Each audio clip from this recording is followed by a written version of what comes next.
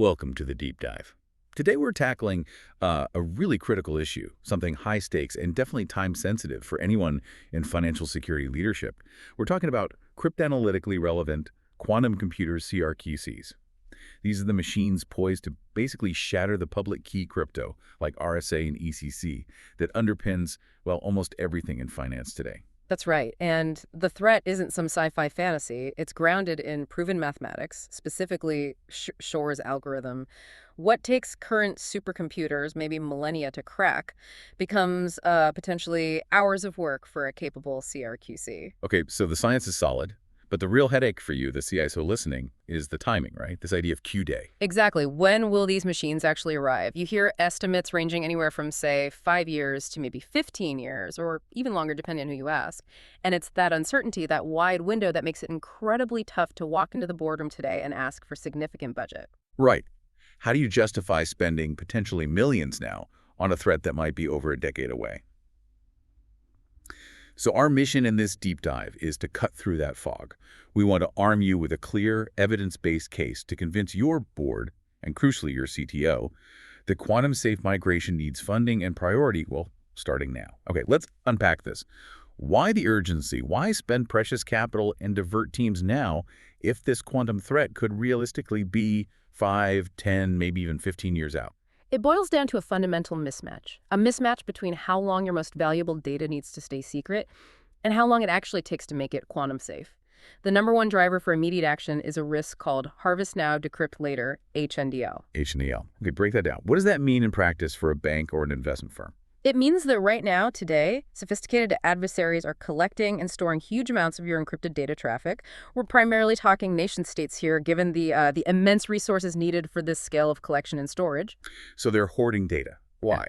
Because they're playing the long game. They know that even if they can't decrypt it today using classical computers, they can just sit on it. Then, once Q-Day arrives and they have a working CRQC, they can go back to that stored data, break the now vulnerable keys used during the original session, and decrypt years' worth of harvested information. Wow, so the data breach effectively happens now, but the consequences, the decryption, might only materialize years down the line. But realistically, are nation-states storing everything? Is this HNDL threat truly practical against the sheer volume of financial data?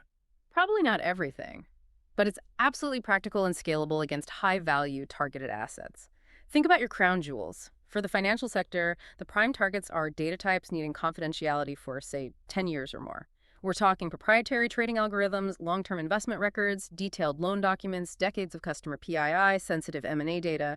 If that information needs to be confidential in 2035, you have to assume it's already being harvested today in 2024. It's already potentially compromised. Okay, that's a sobering thought. And then you contrast that uncertain Q-Day timeline with the migration timeline, which seems, well, much more certain and potentially very long. Exactly. Migrating your entire cryptographic infrastructure isn't a quick patch. It's a major undertaking.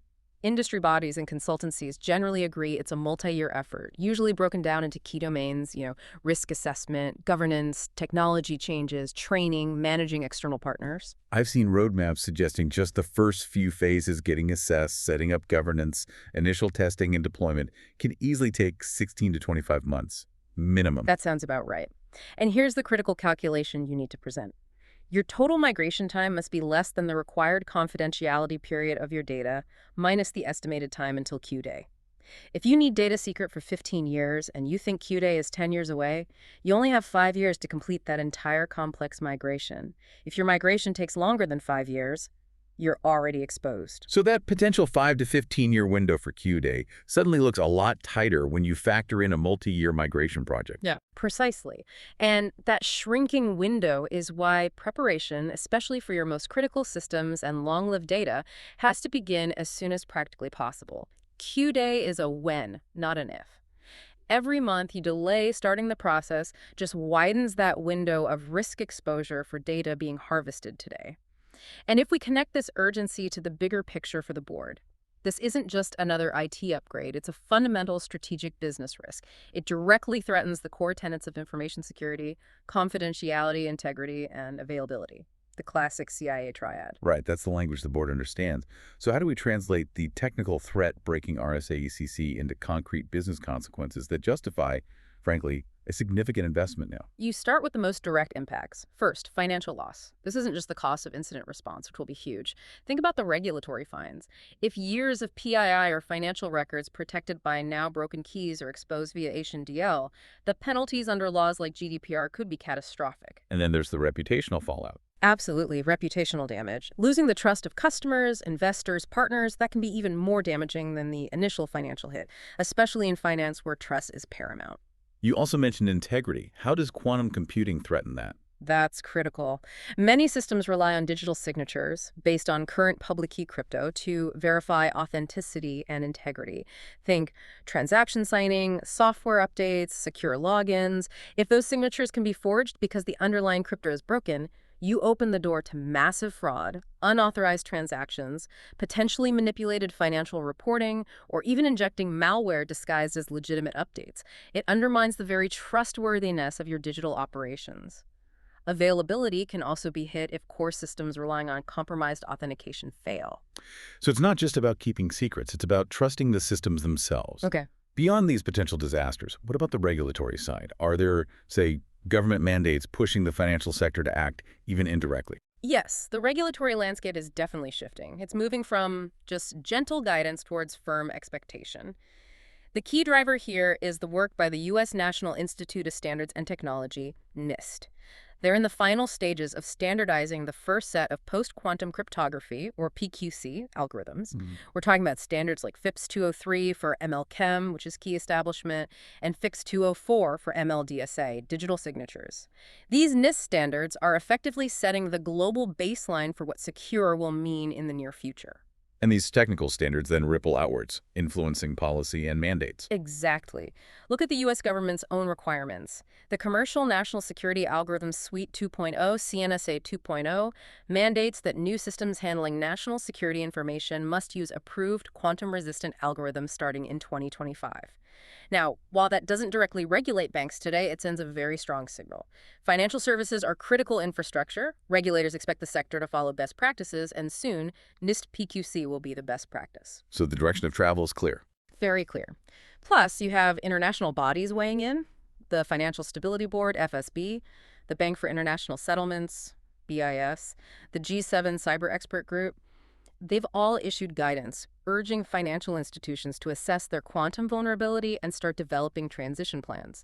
This is quickly moving towards the expected standard of due care for any regulated financial entity. Ignoring it starts to look like negligence. Okay, that provides strong context for the board. Now let's pivot to the CTO.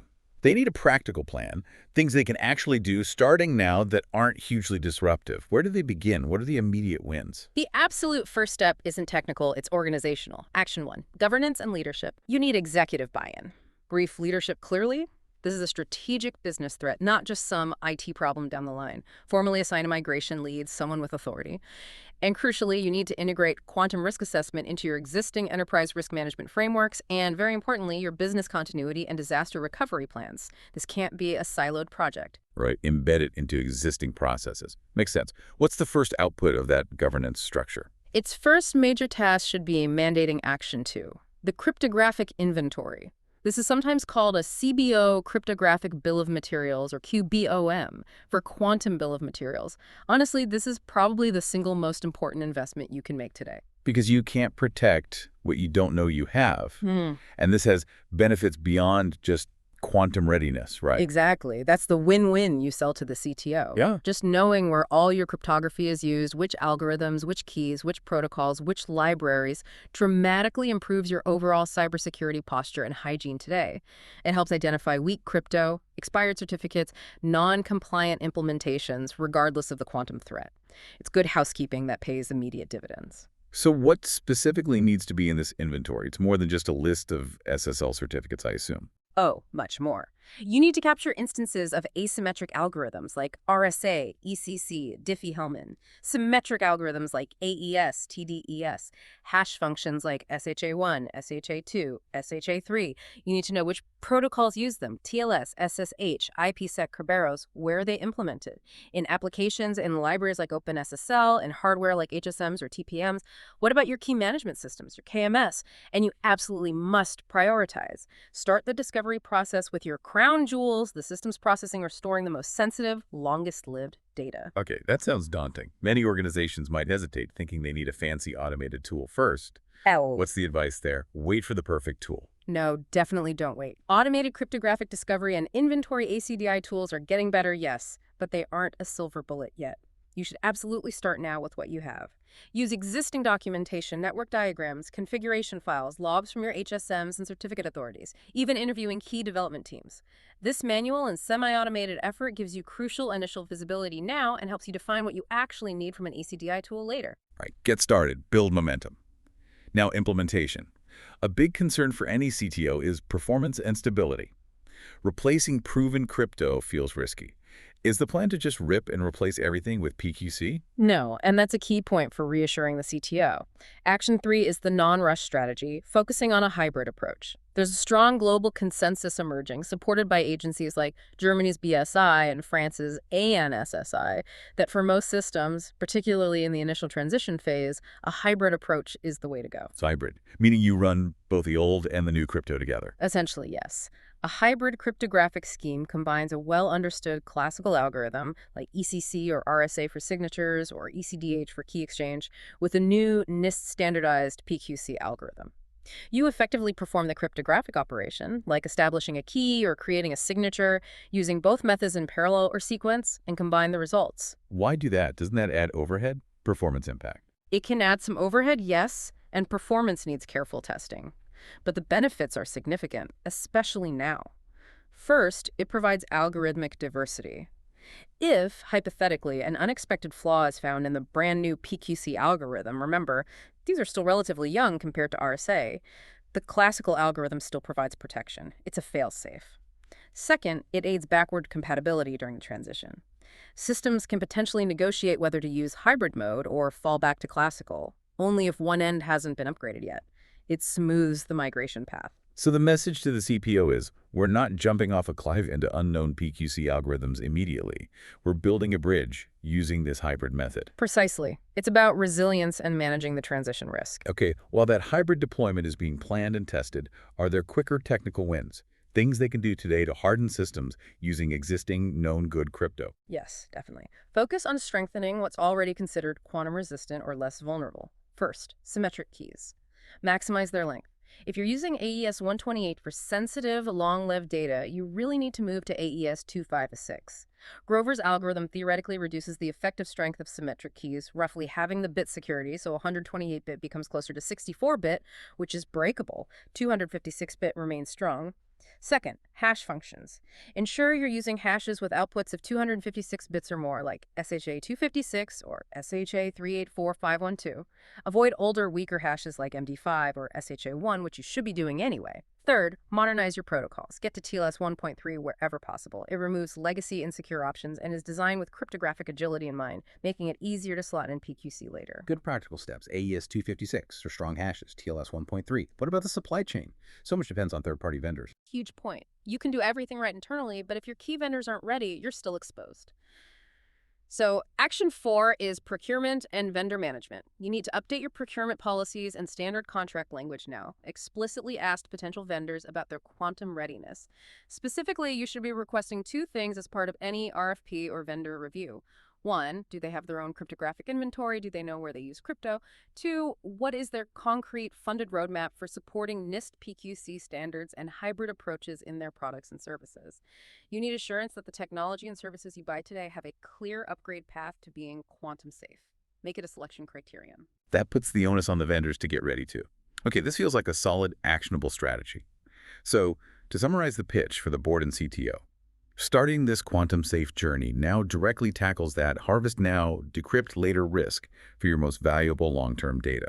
It aligns the organization with the clear direction of regulatory expectations coming from NIST, government mandates like CNSA 2.0, and global bodies like the FSB. And crucially, Foundational steps like the cryptographic inventory provide immediate security benefits today, strengthening cyber hygiene regardless of when Q-Day actually arrives. Exactly. And the ultimate goal here isn't just about surviving Q-Day.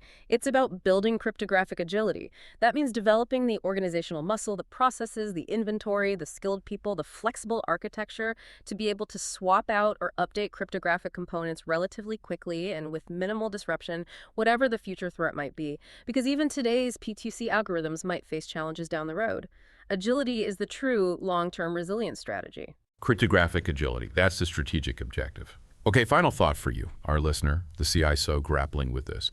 Think about the single most sensitive, longest-lived piece of information your organization holds.